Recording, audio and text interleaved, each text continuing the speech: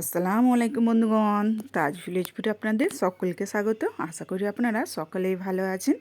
আজ আমি আর একটা নতুন ভিডিও নিয়ে হাজির হয়েছি। হ্যাঁ বন্ধুরা, আজ আমি বানিয়ে ফেলছি গুড় পিঠে বা পোয়া পিঠে।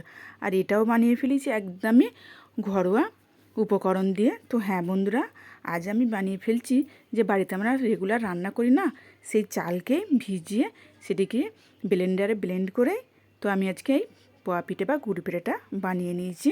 আর সেটা আবার বানিয়েছি চিনির বদলে মিষ্টির রস দিয়ে। হ্যাঁ বন্ধুরা, ঠিকই শুনেছেন। তো চিনি না দিয়ে আমি এখানে দিয়ে দিচ্ছি মিষ্টির রস। তো আমি এটা কীভাবে করে নিচ্ছি দেখে নিন। তো এখানে আমি যে চালটা নিয়েছি, আমি 2 বাটি চাল নিয়েছিলাম।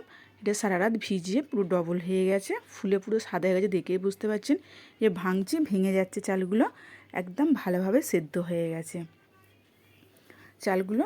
তো আমি ভালোভাবে ধুয়ে বেছে পরিষ্কার করে নিয়েছি। তো এটিকে আমি ব্লেন্ড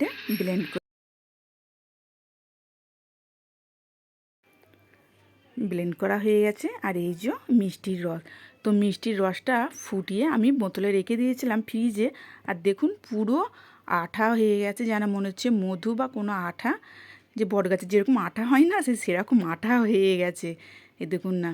তো আজ আমি এই মিষ্টির রস দিয়ে পোয়া পিঠেটা বা গুড় পিঠেটা আজকে তৈরি করে আপনাদের দেখাবো। হ্যাঁ বন্ধুরা, আমরা কি করি অনেক সময়, যখন এর আগেও আমি ভিডিও দিয়েছিলাম মিষ্টির রস দিয়ে, তো আজকেও আবার একটা মিষ্টির রস দিয়ে ভিডিও নিয়ে হাজির হয়ে গেলাম। তো আমরা কি করি, অনেক সময় মিষ্টির রস থাকলে আমরা ফেলে দিই, ফেলে না দিয়ে কিন্তু অনেক কিছু বানানো যায় মিষ্টির রস দিয়ে।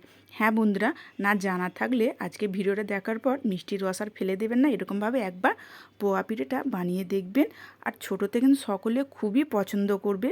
তো এতটাই টেস্ট হবে, একটার জায়গায় দুটো চেয়ে চেয়ে খাবে, দুটো খেয়ে নেবে কিন্তু চেয়ে চেয়ে খাবে, এতটাই টেস্ট হবে। তো আমি এখানে মিষ্টির রসটা ঢেলে নিয়েছি, আর এখানে একদম গরম পানি করে নিয়েছি, নিয়ে এর মধ্যে দিয়ে দিলাম।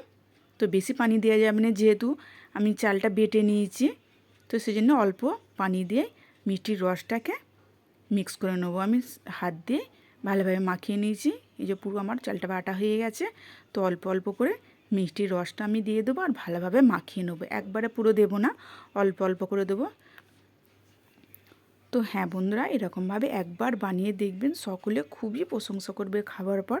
তো কিভাবে বানিয়েছেন সেটাও জানবার চেষ্টা করবে, এতটা টেস্ট হবে। তো আমি মিষ্টি রস অল্প অল্প করে দিচ্ছি আর এটাকে ভালোভাবে মাখিয়ে নিচ্ছি। তো বেশি কিছু ঝামেলা নয়, বাড়িতে থাকা উপকরণ দিয়ে আপনি এটাকে বানিয়ে ফেলতে পারবেন। তো এটাকে আমি অল্প অল্প করে গুড় দেবো আর ভালোভাবে এটিকে মাখিয়ে নেবো।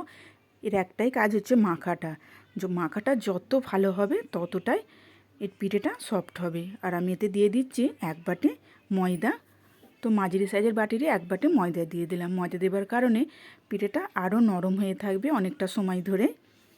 তো এটিকে ভালোভাবে মাখিয়ে নিল, যে বললাম না একটাই কাজে, একে ভালোভাবে মাখতে হবে। যতটা ভালোভাবে মাখা হবে পিঠেটা তত ফুলবে, তত সফট হবে। তো এটিকে ভালোভাবে আমি মাখিয়ে নিচ্ছি। আর আমাদের গ্রামের দিকে না, বিশেষ করে গ্রামের দিকে এরকমভাবেই পোয়া পিঠেটা হয়ে থাকে। তো এখানে আমি দিয়ে দিচ্ছি অল্প একটু কালো জিরে। তো কালো জিরেটা দেওয়ার কারণে এই টেস্টটা আরও বাড়িয়ে দেবে। আর দিয়ে দিচ্ছি আমি অল্প একটু নুন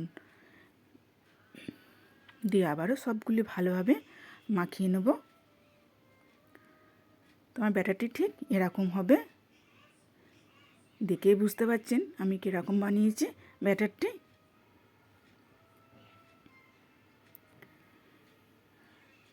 তো আমার এখানে ব্যাটারটি তৈরি হয়ে গেছে। আমি গ্যাসে কড়া বসিয়ে দিয়েছি আর দিয়ে দিলাম তেল।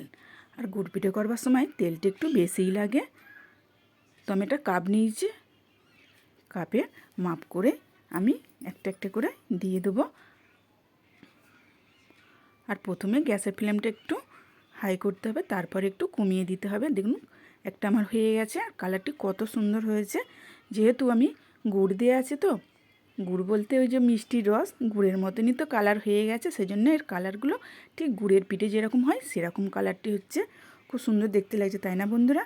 হ্যাঁ বন্ধুরা, ভিডিওটি যদি আমার ভালো লেগে থাকে লাইক কমেন্ট অ্যান্ড সাবস্ক্রাইব করে বেল আইকন প্রেস করে অল করতে ভুলবেন না। প্লিজ প্লিজ সাবস্ক্রাইবটি করে দেবেন আর বেশি বেশি করে শেয়ার করে দেবেন। তো আমি ঠিক একইভাবে সবগুলো পিঠা বানিয়ে নেব। আর এটি খেতে ওই যে বললাম না, খেতে ভীষণই ভালো হয়। তো হ্যাঁ বন্ধুরা, একবার হলো বাড়িতে বানিয়ে দেখবেন আর আমাকে কমেন্টে জানাবেন কেমন হয়েছে। তো একদমই সহজ উপকরণ দিয়ে আজকে আপনাদের সঙ্গে তুলে ধরেছি পোয়া পিঠে বা গুড় পিঠে কীভাবে করা হয়। ব্যাস আজকে আমার রেডি হয়ে গেল।